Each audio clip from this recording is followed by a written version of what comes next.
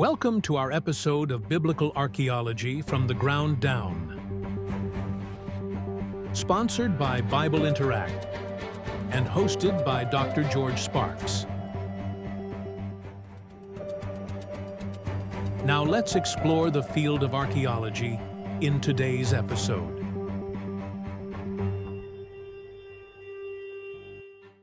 Welcome, everybody. My name is Dr. George Sparks, and this is Biblical Archaeology from the Ground Down. We got an exciting program for you today. We got a guest, Justin Robinson.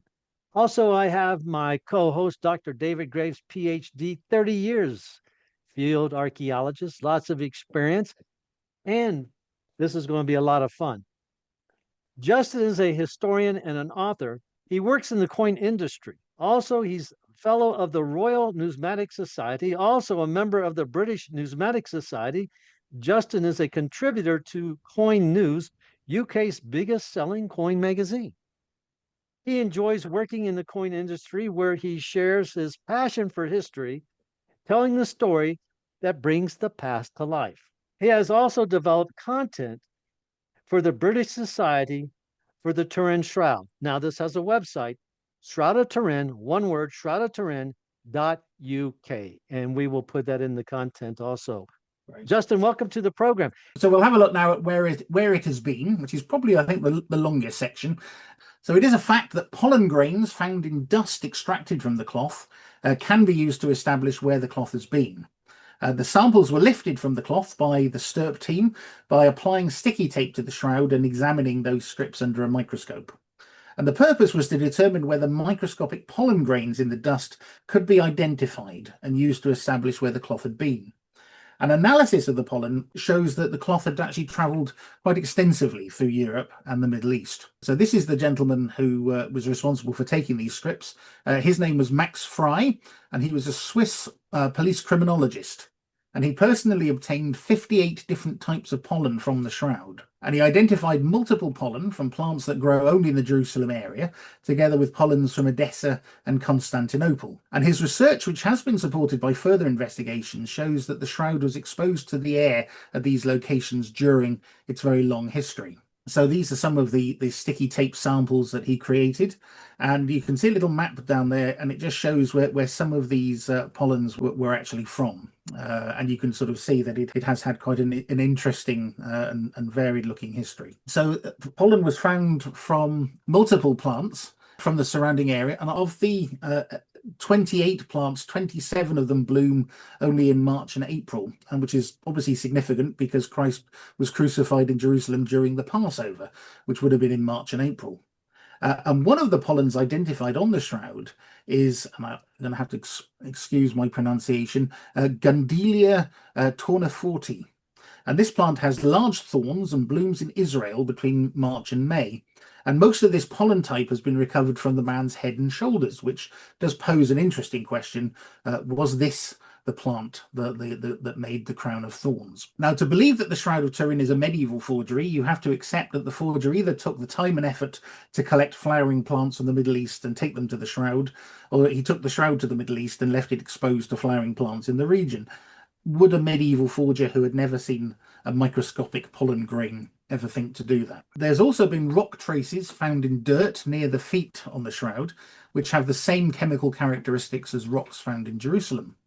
And the dirt on the shroud is travertine argonite limestone, and it matches the chemical signatures of limestone found in Jerusalem today. So in 1984, two scientists from the Hercules Aerospace Company in Utah examined dirt particles collected from the shroud by the STURP team. They identified the dirt, or the rocks that came from the dirt, and using a high-resolution microprobe, the scientists compared samples taken from the shroud with samples of limestone from ancient rock tombs in Jerusalem. And the chemical signatures matched, which does suggest that the body that was wrapped in the shroud once walked barefoot through the streets of Jerusalem before his death.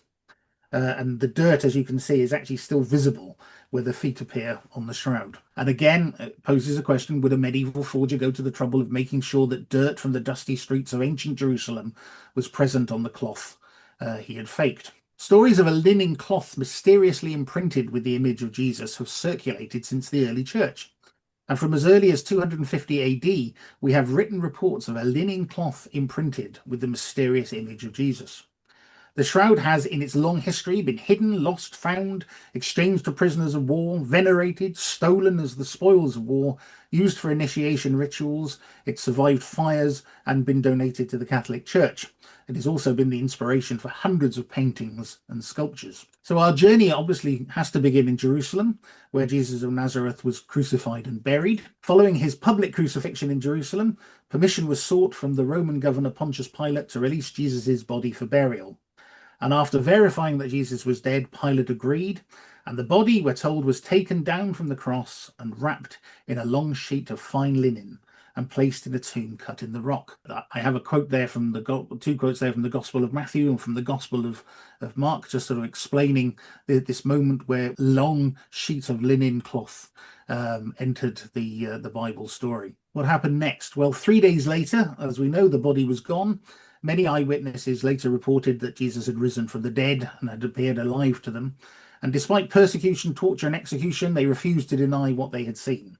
And as a result, the news about Jesus quickly spread throughout the known world. We have this wonderful quote from the Gospel of John, chapter 20, which says that early on the first week, while it was still dark, Mary Magdalene went to the tomb and saw that the stone had been removed from the entrance. So she came running to Simon Peter and to me, John, and said, "They have taken the Lord out of the tomb and we don't know where they've put him." So Peter and I started for the tomb. We were both running, but I outran Peter and reached the tomb first. I bent over and looked in at the strips of linen lying there, but did not go in. Then Simon Peter came along behind me and went straight into the tomb. He saw the strips of linen lying there, as well as the cloth that had been wrapped around Jesus' head. The cloth was still lying in its place, separate from the linen. Finally, I, who had reached the tomb first, also went inside. I saw and believed. The question there, what did John see in the empty tomb that made him believe that Jesus had risen from the dead? Now, it is often said that the Bible doesn't include any further mention of the Shroud of Turin. Well, that's probably very true. I expect that the early Christians, if they had this incredible object at that moment in time, would not particularly have wanted to publicize the fact. But we do have some rather tantalizing examples in the New Testament where something may be being referred to or alluded to, perhaps we're under a slight shade of grey. One of them comes here in Paul's letter to the Galatians in chapter 3, where he rebukes them for being led astray by false teachings. Now, this is in 48 AD, so sometime after the crucifixion. But he reminds them, the Galatians, that they witnessed the effects of Jesus' crucifixion with their own eyes. He actually says, as you can see, before your very eyes, Jesus Christ was clearly portrayed as crucified, or it was before your eyes that Jesus Christ was publicly exhibited as crucified. In other words, there is something that Paul was able to show them relating to the crucifixion, which we're not fully understanding. He's not saying that they personally witnessed the crucifixion, which would have been taken place about 20 years earlier and hundreds of miles away, but instead he's using the Greek word in a context which implies that they saw the lasting results or the enduring effects of Jesus's crucifixion. Sorrow. The verb translated clearly portrayed or publicly crucified or vividly depicted or posted up, it's a word which means to show forth or to portray publicly. And Bible scholars have struggled to interpret this statement from Paul. Now, some people have argued, and they may be completely correct, that Paul had preached to them with such skill and fervour that his audience could imagine that they had been there when Jesus was crucified. But how could they have seen the crucified Jesus publicly exhibited with their own eyes? I mean, what did Paul show them? It's one of those sort of rather tantalizing sort of effects. And I'm not saying that it was, I'm just saying it's a possibility. Prographo. Greek is prographo. It's like there we are. Okay. Yes. I'm afraid I'm not even going to attempt the Greek. I have to be honest, but thank you for doing that. That's good. That's good. There's another one which I love in 2 Timothy chapter 4, where Paul is asking Timothy to bring the cloak that he left at the Greek city of Troas. And that's always puzzled scholars, because why would Paul, who is at the moment in prison in Rome, want a cloak taken 1,600 kilometers across the world when he had plenty of opportunity and friends in Rome who could get him one immediately? And the ancient Greek word here, which has been translated cloak, doesn't actually mean cloak, coat, or warm garment, and is only used once in the Bible. And the word actually means a long covering. It also means something that carries information on it, leading some Bible scholars to wonder if it had been a cloak lined perhaps with special pockets to carry scrolls. But perhaps Paul picked the word deliberately because it had a double meaning. What was he really asking Timothy to bring him? Bring me the long piece of fabric that bears information on it. Well, perhaps that could be one translation. But it is a very interesting idea to suggest that that maybe Paul was asking for something more. Now, our journey now moves to the region of Syria, north of Judea, where many early Christians went to flee persecution. And we have a lovely mention here of something. Again, it's not specifically mentioning a cloth. It's not specifically mentioning a shroud or even linen. It's mentioning an icon. But it says here that that during the great persecution, even the icon, which contains with certain other important church items, were moved, and they today still remain in Syria. The icon of our holy Lord and Savior, which was moved from Judea to Syria. Now that's very interesting. We don't have a better description of what this image or icon of Jesus looked like, but it was clearly considered too valuable to be left behind. And Antioch in Syria is considered to be the cradle of Christianity. Peter, Paul, and Barnabas preached there, and it's where Jesus's followers were first described as Christians. So we do get this interesting reference going back to 68 AD, so within just a few decades of the crucifixion, where the Christians are removing a very, very important image of Jesus, an icon, which is something that's very interesting. And indeed, later on, when we look at the Edessa cloth, we see that that's often referred to as the first icon. So again, this is an interesting sort of connection here. We have another interesting account here written from a 3rd century text, although it may be earlier, called the Acts of Thomas, claiming to be the story of the Apostle Thomas, one of Jesus's original disciples. It comes from a poem in the text called the Hymn of the Pearl, or the Hymn of the Robe of Glory. The author is believed to be the Gnostic poet Bardisane of Edessa, written around 216 AD. Some scholars think it may have been written earlier. But it is a fascinating imagery. A lot of it is utterly incomprehensible, but there's some interesting things there which I've just highlighted. A garment reflected as in a mirror, one royal symbol consisting of 2 halves. Well, of course, we know that the shroud has the 2 images, the front and the back. And the image of the King of Kings all over it. Now, what on earth are they referring to here? What are they trying to describe here? Admittedly, it's very figurative. It may mean nothing, but it's another interesting allusion to something quite significant. In the nearby city of Edessa, now called Sanalurfa, we get the first proper description of a mysterious cloth bearing a supernatural image of Christ. And in 250 AD, a written history of Edessa records that a cloth with an image of Christ having been imprinted upon the linen was given to the Christian King Akbar of Edessa in the 1st century by disciples. Now, according to the legend, Akbar wrote to Jesus asking him to come and heal him of a horrible skin condition that he had, and Jesus didn't come, but disciples came and brought this mysterious cloth imprinted with his face on it, and with that Akbar was healed. However, when King Akbar died, the city quickly reverted to paganism, and the cloth was hidden away to protect it, and soon its whereabouts were forgotten. Bishop Theodore of Antioch, 350 AD to 428 AD, developed a catechism with instructions before the celebration of the Mass.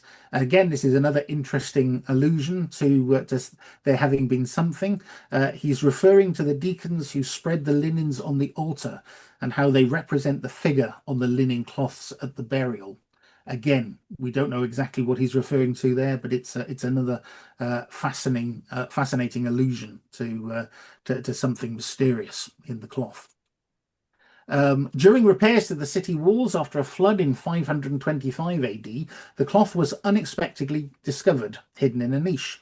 And amidst great rejoicing, artists from all over the world flocked to the city to see the true face of Christ, not made by human hands. Now, according to contemporary accounts, the mysterious cloth of Edessa was, quote, a moist secretion with no paint or artistic craft transferred, with no artistic intervention onto the cloth, which is also an excellent description of the mysterious image on the Shroud of Turin. And recently, an ancient mosaic found in Edessa has been discovered, dated between the 1st and the 6th century. We can't be more specific than that, but it does seem to bear an uncanny resemblance to the face that we now see on the Shroud of Turin. Paintings that were made of the Edessa cloth suggest that it was displayed in a long rectangular frame with a hole cut in the centre of the frame to display the face. And it became known as the Mandylion, bearing an image of Christ not made by human hands. And significantly, the Mandylion is also referred to as tetrapleidon, which means four-folded. And if you fold the Shroud of Turin in 4 times in the manner shown here, what you are actually left with is the face in a large, wide, rectangular sort of landscape format, which could easily be then put into a frame with a hole cut in the centre to display the face. Why would the face be displayed on its own and not the rest of the body? Well, I think that may have something to do with the fact that the rest of the body is very heavily bloodstained, and grave clothes were a big no-no for people at that time. Handling them, touching them would have been considered a major problem. And I think this way they were able to just display the face and show that it had been taken from life, as opposed to actually hiding its significance as a complete burial cloth. Early depictions of Christ often show him with very clean shaven with generic features. I've listed a few examples there to show sort of from the 3rd century to the 4th century, but there was no great consensus of exactly how Jesus would look. In some instances, he's depicted bearded, in others, curly haired, clean shaven. No great consensus, so very sort of generic sort of features. There are a couple of exceptions to the rule. These are some paintings which have been found in Roman catechisms, which around the 4th century, which do show Christ having a beard. Again, there was no great consensus, but after the 6th century, that appears to change. And shortly after the rediscovery of the Edessa cloth, a consensus on Jesus's image emerged, and he began to be depicted with the same iconic features, as you can sort of see here. So you can actually see the Basilica at Ravenna has a mural, which again, that would have been completed within just a few years of the rediscovery of the Edessa cloth. And we see these unmistakable, iconic sort of image of Christ as we would associate him today, with the long beard, the large owl-like eyes, the long nose, the slightly forked beard, all of these sort of images which have become exactly how we would associate with Christ. And you can see how they're sort of spread out over the known world. This is something which quickly became established as being the definitive iconic image of Christ. In 1902, Paul Vinon, a French art scholar, identified several common characteristics of the early artistic depictions of Christ that correspond with the image on the shroud. And you can see that there are too many really to be, I think, to be coincidental. I've highlighted some of these with my Byzantine coins, and we talked about that a lot in our last talk. But you can sort of see there are some quite. I think this is too much to be coincidental. And we can see, if we look at specific examples, some of these. This is one of my favorites. This is an image of Christ that was actually found, dated from about the 6th to 7th century, in a fresco in a catacomb in Rome. And you can actually see between the eyebrows at the top of the nose, there is a 3-sided topless square. that appears in exactly the same place on the Shroud of Turin. Now, this isn't actually part of the image, it's actually part of the weave of the cloth. But you can actually see, and you should be able to hopefully make out there the three-sided topless square between the eyebrows on the actual shroud, and you can see it very clearly on this 6th to 7th century fresco, suggesting very strongly that the artist who painted that was either looking at or had seen and examined the image on the cloth in some detail. This is a fascinating look at the glimpse of the shroud, which is equally fascinating and terrifying. This is Scholasticus, and he writes about the divinely wrought image which the hands of men did not form. And he describes how it was used by the Edessans to repel a fierce siege of their city by the Persians in 544 AD. And the enemy, Croesus, built a large mound of timber and earth against the city walls from which to launch an attack.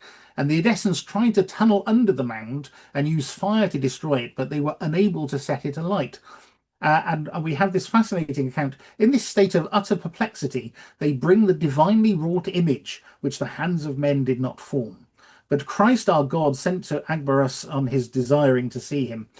Accordingly, having introduced this holy image into the mine and washed it over with water, they sprinkled some upon the timber, and the divine power forthwith being present to the faith of those who had so done, the result was accomplished, which had previously been impossible. For the timber immediately caught the flame, and being in an instant reduced to cinders, communicated with that above, and the fire spread in all directions. So here they are taking their most holy, precious linen cloth, believed by them to actually have the face of Christ miraculously transferred onto it. And they're actually dousing it with water and using the water to ignite a fire. I mean, you can't imagine anything slightly more terrifying, but incredibly, the shroud survived that.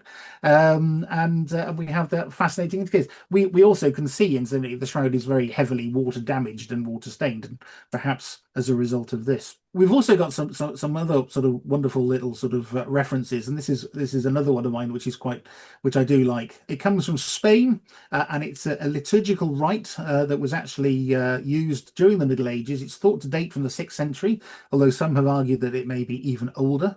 And we find an intriguing embellishment to John's Gospel account of the discovery of the empty tomb. It actually says, Peter ran with John to the tomb and saw the recent imprints of the dead and risen man on the linens. Fascinating, absolutely fascinating. This is the Mozarabic liturgy. Why the author would have chosen to translate the verse like this, unless it was based on knowledge of the shroud's existence and what it contained, is an absolute mystery to me. But it's there, and it's one of those ancient documents which does suggest that there was something extraordinary happening. Pope Stephen III, who reigned from 752 to 757, is reported that Christ had spread out his entire body on a linen cloth that was white as snow. On this cloth, marvellous as it is to see, the glorious image of the Lord's face and the length of his entire and most noble body has been divinely transferred. What linen cloth could Pope Stephen be referring to here? We don't know. We do know that these words that are attributed to him were certainly known around the 10th and 11th century. So again, it's another example of there having been something quite miraculous at work here. Now, we do know that coins depicting Christ struck in Constantinople bear a startling similarity to the face on the Shroud of Turin, and that's highly significant because it helps to establish that the Edessa cloth and the Shroud of Turin are one and the same object. We have this gentleman here, Justinian II, who became the Byzantine Empire at the very tender age of 16 in 685 AD. And in the first years of his reign, he secured a very favourable peace treaty with the neighbouring Arab states, in which they agreed on joint possession of Armenia, Iberia and Cyprus. And the new détente, after decades of hostility, would, I think, have provided the emperor with access to the Mandylion at Edessa, which Muslims had actually now occupied since 638 AD. You can see Edessa sitting just outside there, the Byzantine Empire in Muslim-controlled territory. But again, this new understanding, Justinian had worked very well. He'd built a very good network of tried to bring peace to the region, and certainly I think could well have taken advantage of that to have actually sent people to Edessa to examine the shroud and to obviously try to capture the image. Because Justinian II is the first person to actually put Christ onto a coin in the Byzantine Empire. And here we have one of his examples here, the gold solidus, which was struck during his first reign between 685 and 695 AD. With a Latin inscription, making sure that everybody knew exactly who it was, Jesus Christ, King of those who reign. Now, what's interesting about poor Justinian is that he didn't have the best time of it, because in 695 AD, he was overthrown in a military coup, and his former general, Leontios, seized the throne. And in Byzantine culture, the emperor reflected divine authority, and since God was perfect, an emperor had to possess no physical defects. And consequently, Justinian II suffered the indignity of having his nose cut off to render him ineligible from ever sitting on the throne again, and was then exiled to the Crimea. Leontios had Justinian's coinage melted down and remade with his portrait, which was standard amongst emperors. But 3 years later, he too fell victim to a coup, which put Admiral Aspimar on the throne, who reigned as Tiberius III. And meanwhile, Justinian II arranged for a spectacular comeback.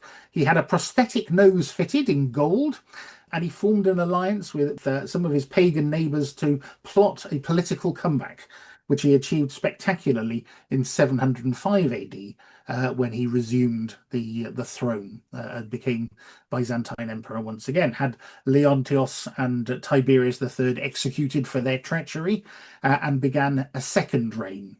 Now, what's interesting about his second reign is that his portrait of Christ on his gold coins changes. And I've speculated that this may be because he no longer had access to the Mandylion at Edessa. This is the coin that he produced in his second reign.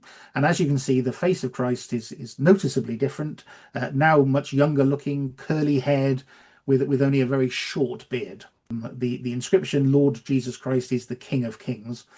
Justinian II appears on the reverse holding a globe inscribed with the word pax, or peace. And we'll see why, I think, in a minute. What had happened? Why had the face of Christ changed on the coins during his second reign? Well, I think there were a couple of reasons for it. Number one, they were now at war with their Arab neighbours. During Justinian II's exile, the Arabs had taken advantage of the political instability to attack Byzantine territories in North Africa and Asia Minor. Leontios and Tiberius III were incapable of preventing them. So when Justinian II returned, he would have found himself at war with his once peaceful Arab neighbours. It would have been very unlikely there would have been any surviving examples, at least to hand, of the earlier design. Surviving examples of Justinian's first reign coins would have been very difficult to find, because the two intervening emperors would have been very eager to remove all traces of their predecessor. So these coins would have been recalled, melted down, and then restruck, obviously, with a different design. It's possible as well that Justinian II may have been feared for the safety of the Mandylion, which was obviously now in the hands of his enemies, if he chose to venerate it on his new coinage. We do know that the Arabs were very disappointed when his first coins were issued. They had actually used the gold solidus throughout the Arab world as a measure of currency. That all changed when they actually put Christ's face, when Justinian II put Christ's face on it. They then went and issued their own gold coins, the dinar, which obviously had sort of Arabic symbols on it instead. And that might explain why the emperor chose to depict himself on the reverse of his new coin, with a normal nose, incidentally, holding a globe inscribed with peace, the word peace. A new reverse design depicting Justinian II with his 6-year-old son and heir was actually struck in AD 711. Now, later that year, the emperor was overthrown in another military coup, and this time he and his son were put to death immediately. So that ended the reign, the two reigns of Justinian II. but the image of Christ would not appear on coins again for another 132 years. And at that time, a major debate raged throughout the empire over the veneration of religious images or icons, specifically because the Old Testament forbids the creation of objects to worship. And in 726 AD, Emperor Leo III banned all religious images and ordered their widespread destruction, persecuting and prosecuting anybody caught venerating them. And the situation was not resolved until the Second Council of Nicaea met in 787 and defended the veneration of images by arguing, ironically, that Christ had provided one of his own by miraculously imprinting his image onto the Edessa cloth. And there was a second outbreak of iconoclasm in 814 AD, which ended in 842 AD. But it meant that it was over 130 years before we saw Christ appear again on a coin in the Byzantine Empire. And it was 843 AD that Empress Theodora actually restored the long-haired, bearded Jesus to Byzantine coinage, which by now had become the commonly accepted image of Christ throughout the Christian world. Now, it's kind of interesting. I've looked at some examples of Empress Theodora's depictions of Christ. They are a little crude. It almost looks like a copy of an earlier design. Maybe they found a Justinian II coin from his first reign and based their image on that. It's not supremely detailed. It's a little bit crude in its rendering, but it does show there obviously the long-haired bearded Christ again with the cross behind and holding a book of Gospels and raising his hand in benediction. The reverse shows the Empress Theodora, who reigned as regent for her young son Michael III between 842 and 856 AD. Now, meanwhile, shortly after that, in 943 AD, an army from the Byzantine Empire came to Muslim-controlled Edessa. And against the wishes of the people of Edessa, the city leaders agreed to exchange their famous cloth for 200 high-ranking Muslim prisoners. So the image of Edessa, after spending centuries in Edessa, the cloth moves to Constantinople, now Istanbul, of course, in 944 AD. And we actually know the date. It actually arrived in Constantinople on August the 15th, 944 AD. It was considered too holy to be put on public display. Now, obviously, Emperor Constantine VII had an opportunity to personally inspect the cloth, and he described the image as being extremely faint, more like a moist secretion without pigment or the painter's art, which I think is a fantastic description of the image that we see on the Shroud of Turin. The Archdeacon of the Hagia Sophia in Constantinople, Gregory Referendarius, saw blood and water, sweat and image, suggesting, I think, that perhaps he'd seen a bit more than just the face on the cloth. He actually refers to the image in a side wound as well, which again we can see on the shroud. The Emperor Constantine VII, who had obviously personally inspected the Edessa cloth when it arrived, had gold coins struck the following year. And here we see one of his coins, again, I think with a much greater degree of accuracy, depicting a long-haired and bearded Christ, minted between 945 and 955 AD, during the reign of Constantine VII. As a Constantine VII is actually depicted on the reverse, holding a cross with his son Romanos II, who reigned with him as co-emperor. 26 years after the cloth of Edessa came to Constantinople, John I Zimisces, the new emperor, instructed his mint at Constantinople to depict the face of Christ on bronze circulating coins instead of using his own portrait. And I wonder whether his decision might have been to remind his subjects throughout the empire that the Mandylion was safe in his hands. One can only assume that the emperor wanted a good likeness of Christ on his coins, because he granted the coin engravers, I think, a special viewing of the cloth so that they could produce an accurate likeness of the supernatural image. Now, I'm not going to dwell too heavily on these Byzantine coins, because obviously we looked at these in our last session. But this was the coin that struck that I actually... Yes, of course. Hi. Yeah, I was just wondering why he went back to bronze instead of gold. The lack of gold, or he wanted a larger circulation? Yeah, I think gold coins would have not been for mass circulation. Gold coins would have been very much for the wealthy. They would have been used. They would have been seen. They were almost like struck as works of art. They would have had a Right. value, obviously, but they would not have been involved in day-to-day transactions. The bronze coins were. I mean, these were mass-produced coins. They would have gone out across the empire in large numbers. And these would have been the coins that people would have been carrying around with them in their pockets and using for their day-to-day transactions. So these would have been struck in much larger quantities, and that I think is also very significant because obviously a die you'd engrave the die, which you'd use then obviously to strike the coins.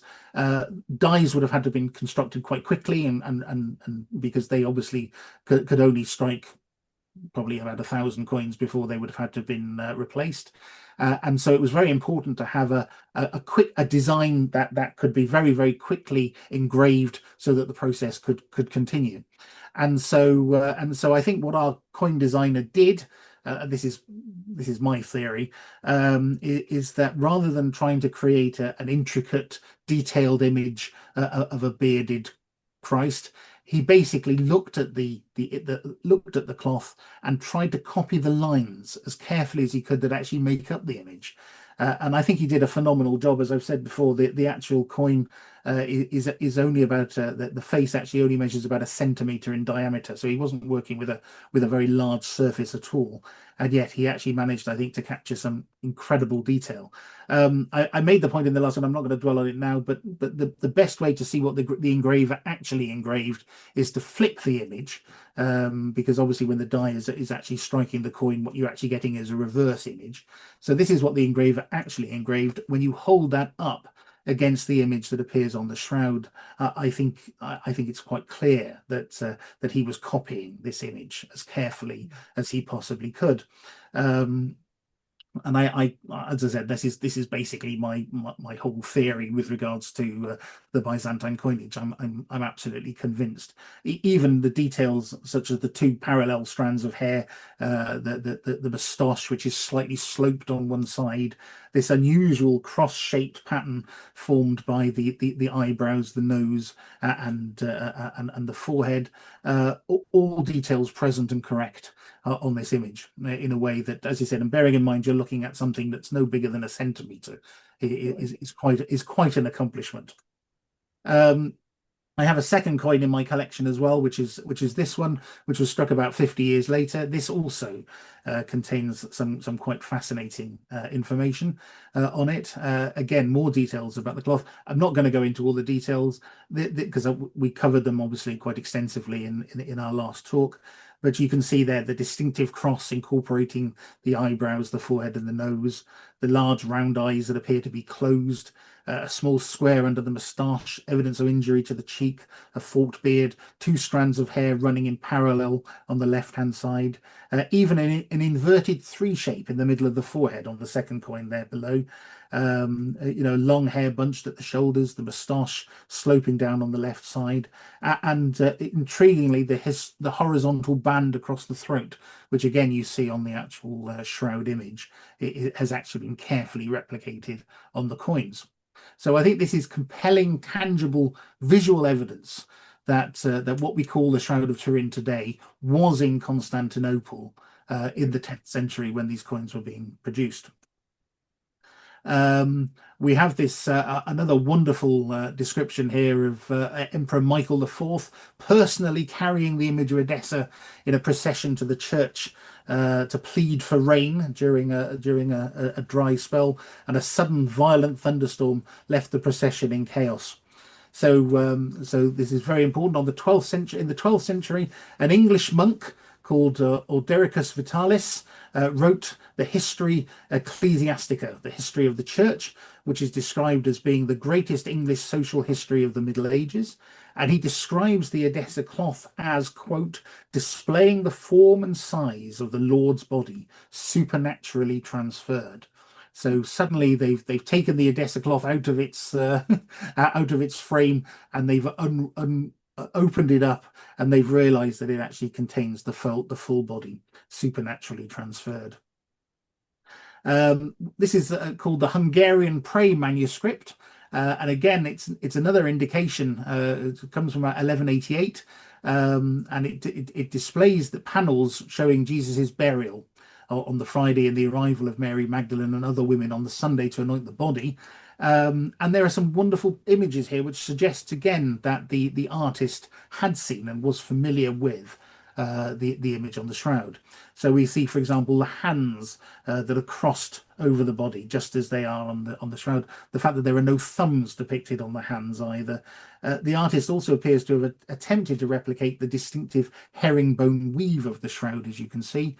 And also, most astonishingly of all, there were these little tiny burn marks that appear on the shroud. And these marks were likely to have been made with a hot poker while the shroud was folded up, because it's a repeating pattern of 4 holes, and it's replicated accurately on this 1192 manuscript, as you can see. So, so again, more evidence that that the shroud was around and was there and was being seen and examined and copied. In 1203, a French crusader knight called Robert de Clary visited the cathedral in Constantinople and described how, quote, the shroud in which the Lord had been wrapped on every Friday raised itself upright so that one could see the figure of our Lord on it. And there's some fascinating examples of Byzantine art depicting Jesus emerging out of a box. Now, this is presumably how people would have seen the mysterious image on the cloth rising up before them in Constantinople, because there are too many examples of Jesus. And there's nothing in the Bible that says that Jesus ever came out of a box. So what this is depicting, I do not know, if it isn't showing how this image was actually being presented to the faithful in Constantinople. This is how the shroud would have had to have been folded onto a frame designed to raise the figure up every Friday in the cathedral. And people have actually tried to replicate this. And as I'll show you later, you can actually see here the pattern of folding that would actually need to be done in order to have built this contraption where they would have been able to have wound the figure up and wound it down again every Friday.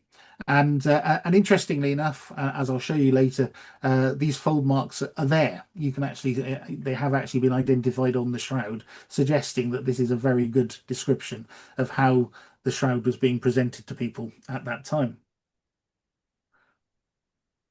In 1204, the French-led Fourth Crusade captured and destroyed Constantinople, and much of the city's famous treasures were looted and taken out of the city by victors, along with the mysterious cloth of Edessa. This is a letter that was actually written by Theodore Angelus of Constantinople in 1205, and he says, in April last year, a crusading army, having falsely set out to liberate the Holy Land, instead laid waste to the city of Constantine.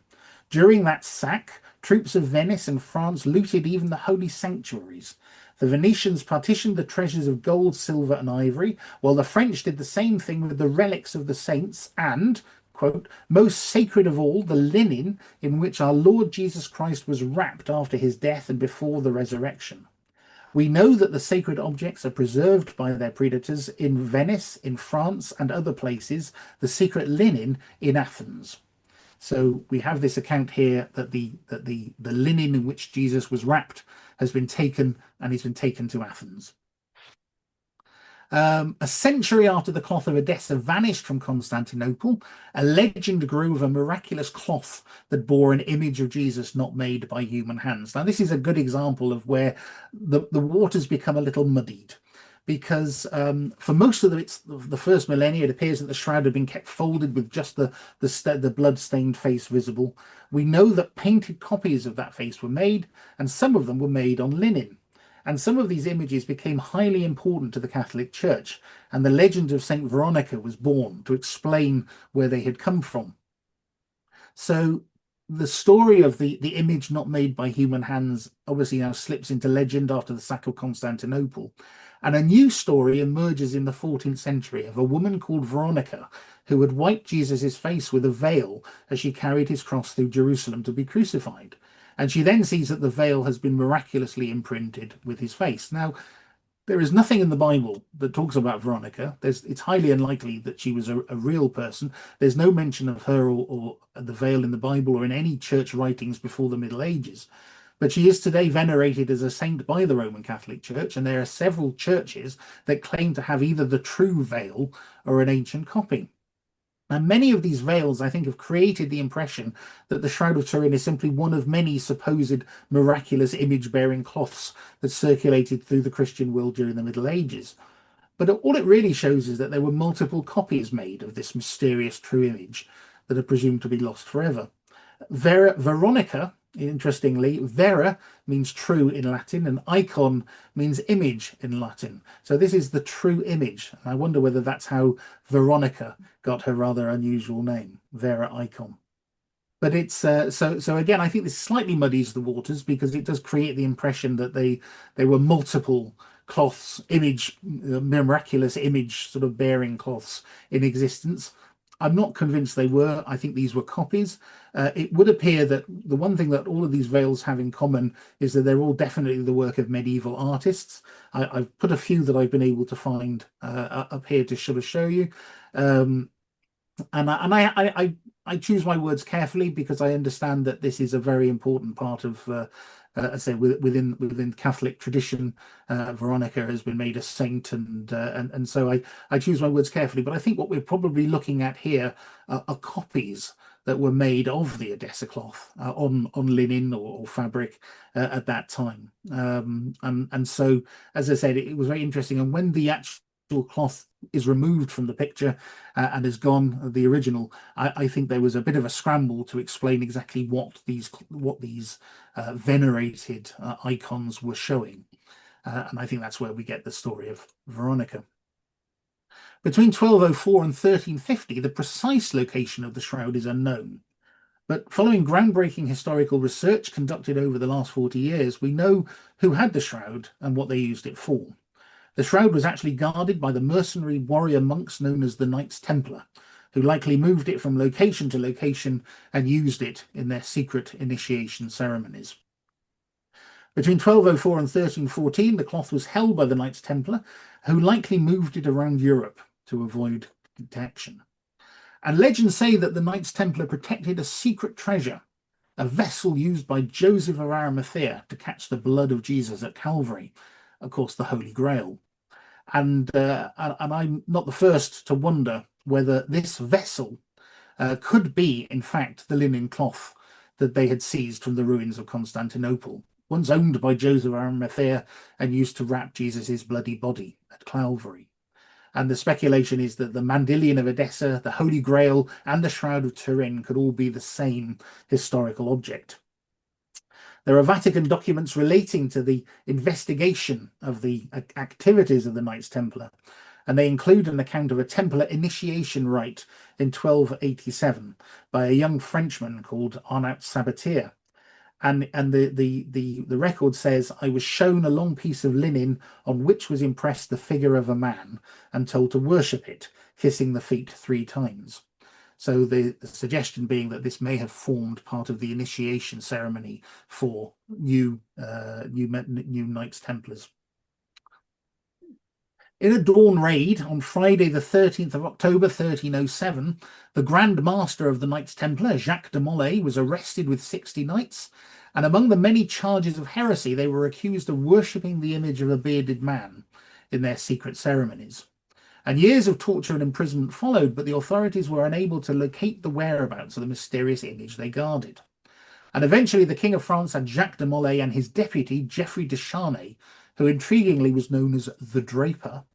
They were burnt at the stake in Paris on the 18th of March, 1314. Now, when the shroud resurfaced in 1350, it was no longer called the image of Edessa. And despite being immediately denounced as a forgery by some senior clergy within the church, it would appear that the shroud did not go far between 1307 and 1350, because when it resurfaced, it was in the possession of a family with a familiar surname, de Charnay, the Templar Draper, who had been burnt to the stake in Paris in 1307. And the next time we hear of the shroud's whereabouts, it's 1350 in the French village of Lire, which is home to the de Charnay family. And Geoffrey de Charnay, obviously a descendant of the Geoffrey de Charnay who was murdered in who was executed in 1307. Geoffrey de Charnay was a French knight, and he requested permission from Pope Clement VI to build a church in Lire to display the Shroud of Christ that his family owned. And he could have been a nephew, certainly a descendant of the former Templar draper who was also called Geoffrey de Charnay, executed in Paris. Now, a special souvenir, the Cluny medallion, was struck for pilgrims who came to Lire to see the shroud in 1356. And it depicts the shroud with the de Charnay coat of arms, and it's very familiar. You can see the shroud very clearly depicted on it. But, and this is significant, de Charnay always refused to say how his family had acquired the shroud, which led to accusations that he'd faked it. And in 1356, de Charnay was killed at the Battle of Poitiers. And the family continued to exhibit the shroud despite the objection of local bishops, who accused them of making money by charging pilgrims to see a fake relic that had, quote, been cunningly painted, a work of human skill and not miraculously wrought or bestowed. Interestingly enough, critics of the Shroud of Turin who believe that it is a medieval fake will often use these examples and say, oh, well, they knew back then that it was a cunningly painted forgery. Well, we've actually examined the shroud, and we know it's not a painting, so we know it wasn't cunningly painted or a work of human skill at all. In about 1352, the shroud was purchased by the Dukes of Savoy and moved to Chambéry, where it was folded up and placed in a silver casket. And we've got a rare colour image of the shroud as it would have looked in 1512, which has been found in an illustrated prayer book. And sadly, this was to be the last illustration that was actually made of the shroud before a fire 20 years later changed its appearance forever. In 1532, there was a fire at the chapel at Chambéry, and a drop of molten silver from the casket landed on the folded up cloth inside, burning its way through the fabric, but fortunately leaving the image mostly intact. There's a little area around the shoulders, unfortunately, that was lost, but that was miraculously pretty much all that was. Now, nuns at Chambéry carefully repaired the burned areas of cloth and sewed triangular patches, sewed a backing cloth onto the shroud to protect it. And the patches and the backing cloth remained on the shroud until 2002. Sadly, the 1532 fire destroyed the shoulders and the upper arms of the front image. But a drawing made before the fire shows that the shoulders appear to have been badly injured and bloody, which was consistent with the man having had to carry a heavy weight across his shoulders. Abrasions on the shoulders of the man on the shroud can be seen on the back image, and they indicate that he carried a heavy object after he was flogged, because the marks from the flogging are underneath the shoulder wounds. In 1578, the Savoy family moved the shroud to Turin, where it remains to this day. And in 1983, the family donated the shroud to the Catholic Church. So the shroud only actually became a Catholic, owned by the Catholic Church in 1983. So Turin Cathedral, of course, is the home of the shroud today. And in recent centuries, the shroud has only been publicly displayed on a very few rare occasions. The shroud used to be kept in a side chapel within the cathedral. It was folded and placed in a silver casket, which was then housed in a structure made of bulletproof glass. And then in 1997, it was nearly lost again. At about 11:45 on Friday, the 11th of April in 1997, a devastating fire broke out in the dome of the chapel, which was being renovated for an upcoming public exhibition of the shroud. And the fire quickly spread. And a local fireman smashed his way through the 39mm thick bulletproof glass to retrieve the shroud before the fire could get to it. And incredibly, it was hastily checked over and found to be undamaged. Which is why, of course, it now resides in this new case, which has been specially built for it. And as you can see from the example shown here, whenever they want to display the shroud in public, they simply raise an arm on the case. The shroud actually never leaves its case; it's just rotated, raised up, at a 90-degree angle so that people can see it. There are my photographs there. So that's really looking at the history of the shroud from the Bible right up to the present day. So that takes care of where has it been. So I want to look at now some of the evidence for how old the shroud is. Everybody, thank you for being with us. We appreciate that. Remember, if you haven't, like and subscribe. And if you know other people that are interested, bring them along as well. Justin, thank you for your time.